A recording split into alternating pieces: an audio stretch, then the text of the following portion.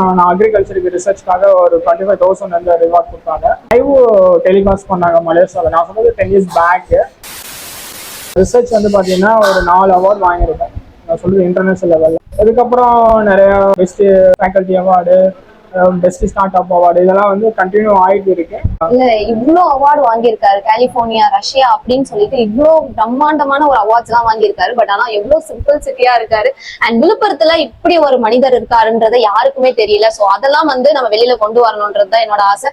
And அந்த விதத்துல வந்து உங்களை வந்து மீட் பண்றது, ஒரு இன்டர்வியூ எடுக்கிறதுக்கு வந்து நான் ரொம்பவே ஹாப்பியா ஃபீல் பண்றேன். ஆனா இப்ப வந்து ஸ்டூடெண்ட்ஸ் எல்லாம் இருக்காங்க, எந்த மாதிரி கோர்சஸ் எடுத்தா ரோபோட்டிக்ஸ் கத்துக்கலாம்? இல்லை, ரோபோட்டிக்ஸ்ன்றதோட ஒரு ஆர்வம் தான் ஃபர்ஸ்ட் தேவை. ஃபர்ஸ்ட் ஆர்வம் தான். ஆர்வம் வந்து ஸ்கூல்ல இருந்து நீங்க அதை ஸ்மார்ட் பண்ண என்ன கேட்டீங்கன்னா, ஒரு ரோபோட்டிக்ஸ் இன்ஜினியராக வரணும், ரோபோட்டிக்ஸ் சயின்டிஸ்டாக ஆகணும்னா பேசிக்கா வந்து ஃபர்ஸ்ட் ஆர்வம் வந்துடும். அதுக்கப்புறம் நல்லா மேக்ஸ் படிக்கணும். மேக்ஸ் நல்ல நாலேஜ் இருக்கணும். இப்ப சில பேருக்கு வந்து மேக்ஸே வராது, ஆனா ரோபோட்டிக்ஸ் பிடிக்கும்னு சொல்லுவாங்க. அவங்களுக்கு ஏன்னு கேட்டீங்கன்னா, ஒரு டிபிக்கல்ட்டான ரோபோட் சயின்டிஸ்ட் ஆகணும்னா மேக்ஸ் வந்து வெரி வெரி இம்பார்ட்டன்ட் தான்.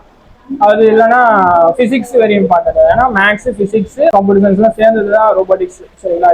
இது மூணுமே தேவை. ஆனா ஃபர்ஸ்ட் ஆர்வம் இருக்கணும்.